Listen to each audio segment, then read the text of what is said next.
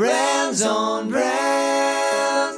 Hey, what's up, everyone? Today we're talking about your personal brand style guide. That's right, the elements that should go into your personal brand style guide and how to create one. Check it out.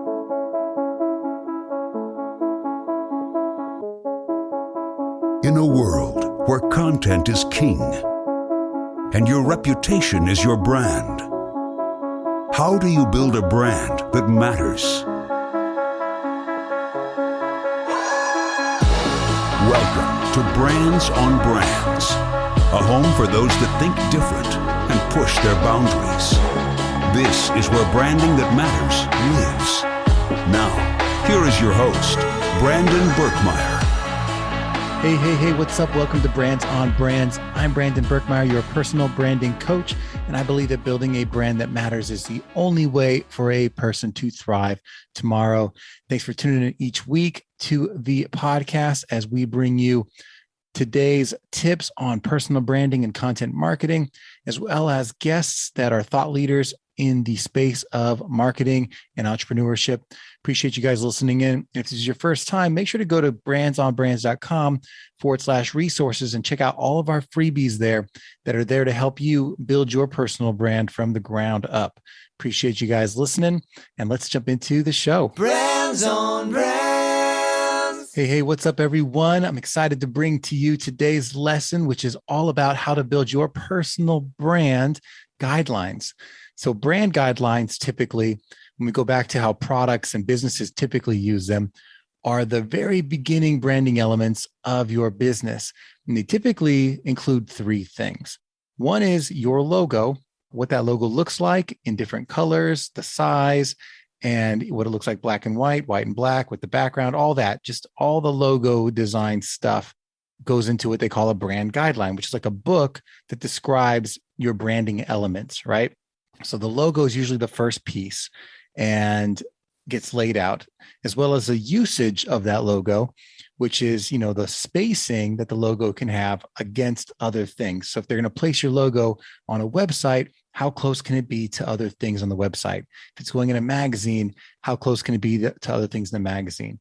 What's the shape and then the spacing of it versus other things? So when you're building your guidelines, typically you'll outline that and show what the spacing requirements are for your logo.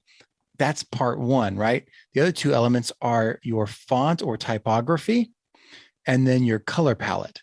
Those are the standard things that go into brand guidelines. That's your logo, your typography, and your color palette. What I would suggest is that for a personal brand, you also add these two elements to it. That's professional photos and the usage of those, as well as your brand voice, which we'll talk about. So that's 5 personal branding elements that are going to go into your personal branding guidelines. I'll say them again. It's your logo, your typography, your color palette, professional photos, and your brand voice. So we talked about logo for a little bit. And if you're a personal brand, as I've suggested in other lessons, I think a signature is great, but you can design that however you want. Beyond your logo, the typography or your font you use is a choice you have to make. And what you want is to know that the font that's in your logo, if you have words in your logo, what is that font supposed to be? And what size is it? Is it bold? Is it not bold? What's the font you're choosing? Now, there's some standard fonts out there, and you can Google popular logo fonts, and all of them will pop up. There are some that have just traditionally been the ones that are most recognized and easiest to use. But go and pick a couple that really work for you, things that are classic that'll stand the test of time, right? And then after you pick your font and typography, the next thing you're going to pick is your color palette. Now, this is the colors you're going to use that are in your logo, but also the colors that'll end up in your website design and also maybe in social media templates and graphics, right? That could be anywhere from 3 colors to 5, which is pretty standard, to more. It could be 8, 9, or 10 colors. The idea is that those colors work together in a visual way that is tasteful and that works together. Now, that can be a lot of work for some people to figure that out. And there are ways to get around that other than hiring someone. What I would suggest is there's this great website called coolors.co, which is COOL, like the word cool, ORS.co. So it's like colors with 2 O's in the beginning. So coolors.co. And what that allows you to do is build a template that it will randomly assign colors, and you just keep flipping through the templates until you find one that you like, one set of colors that you like. Some of them will be all related. So it'll be like a bunch of red colors together in different shades. Some will show colors of an opposite spectrum. It'll be like reds all the way to blues, and those work together based on what they picked. What's great is it's already picked for you, and you just pick one that you think aligns with how you want your brand to look and feel. You can pick those colors, you pick those logos, you pick those fonts. That typically can be done for you. You can go to a site like Upwork and find a freelancer to design that, to lay it out in a pretty PDF that you can hand to anyone that works with you and say, this are my brand guidelines. Or you can go to a site like 99 Designs, and they, I think for a few $100s, up to $500 sometimes, your designer will build you a logo, and you can choose from all different logo options and different designers. And then once you choose a logo you like the best and make modifications, they then fill in the rest of those guidelines with the font, the typography, and the color palette based on colors that you've given input to. And sometimes they get to that style by asking you, like, what are some logos that you like? Here are some examples. Which logos do you like the look of? Which colors do you like? Which color sets do you like? And it'll help you go through that. What's great is if you go to a site like 99 Designs, you can use their tool and not end up going through the process, but use their tool to pick the types and feels of logos and colors that you like right there in the website, and download those to your own computer and share them, or just use them to design your own things yourself. I'm trying to save you guys money because I think a lot of this is completely overrated and overcosted and overpriced for what you guys need to do. For me, if you can just go to a simple site like Canva, build your own logo just as a letter and a couple words, pick a font that's a popular font, and then choose a color palette that feels right from coolors.co, then you're off to the races. And that shouldn't take you more than half hour to get all that stuff done, or less, to be honest, as long as you kind of have a feel for what you want. You get those things done, and you can put them in a place that's shareable to other people. Now, what I would add to this list are two things. One is professional photos.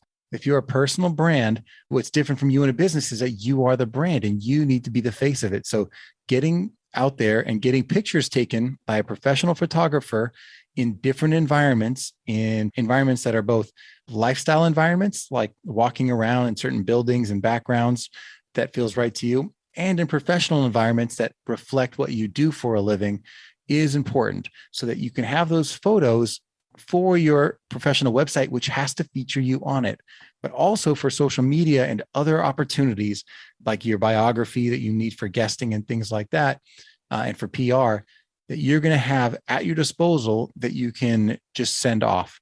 And with that, you'll have usage for that as well. You can say, here's the photos you can use. Don't crop them.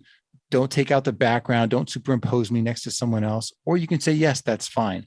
It's up to you. But you defining that is going to save you a lot of heartache at the end of the day.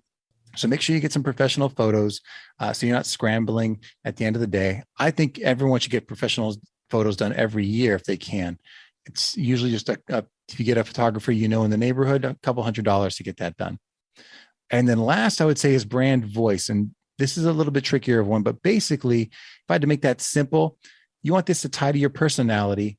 And when you are having other people that work with you to edit your content in terms of what you're writing and what you're saying, what you want is some do's and don'ts. You want to say, these are words that I like and words that I don't like.